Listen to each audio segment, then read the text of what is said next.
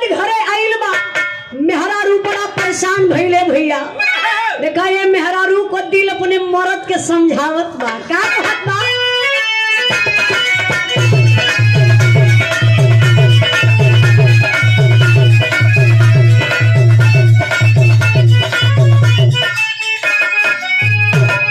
इहे समझौले बा मास्टर साहब, जानी पिया राजा जी हम हुआ महतवा।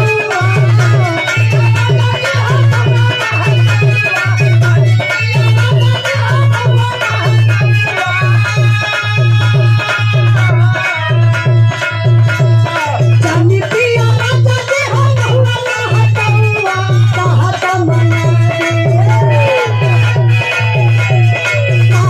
मना दिए गोरामा के पौआ, कहत मना दिए गोरामा के पौआ, कहत मना दिए गोरामा के पौआ। देसी दारू पिए में हजार बातें खतरा,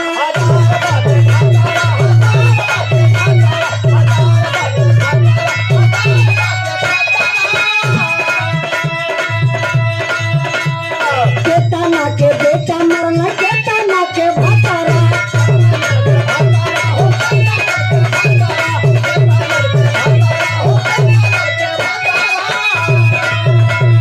महंगा चीज मजा गई सजा सस्तौआ,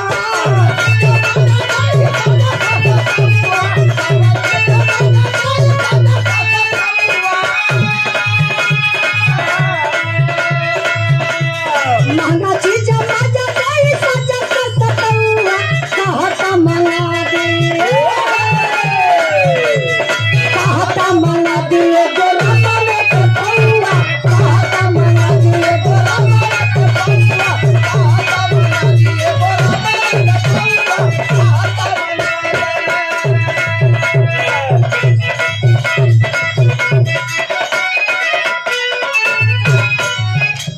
कौनो दुल्हन का दर्द बा जो हम गावत हिला फरिया जात न, शब्दवा क्लियर होत न।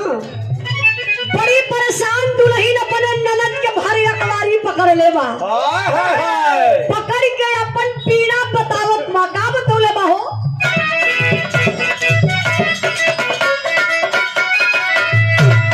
उठत दर्द होला, बैठत दर्द हो,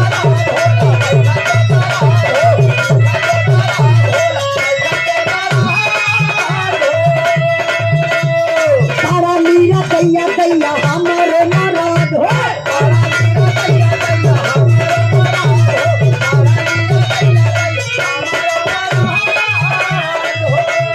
क्या बात है? हमें भगा के ले जात हुआ, अच्छा ले है ना, हमके झांकी बड़ा अच्छा लगेला। अब तो चल गए ना, सुनाई बतावत बा, का कहत बा? उठत दर्द होला, बैठत दर्द हो,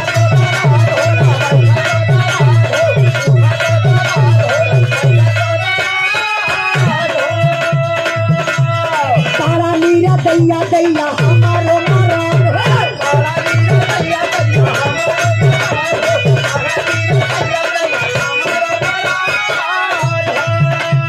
उठत दर्द होला, बैठत दर्द हो, तारा मीरा दैया दैया हमारो मराद हो।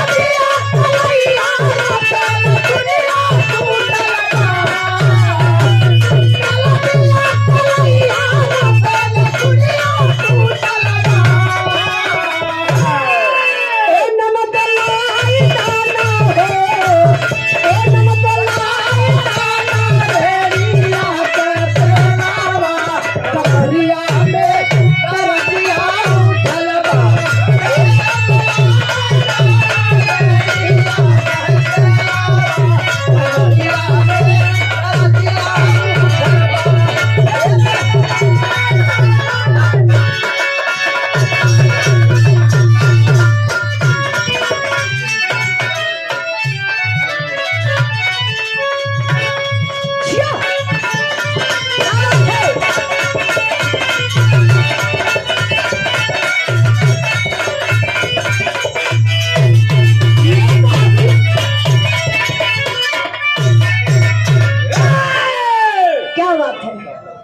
ए देखिए गुलशन भैया भी सम्मान के लिए सुंदर पुष्पहार और 501 रुपए का पुरस्कार देके भैया के बहुत बहुत प्रणाम।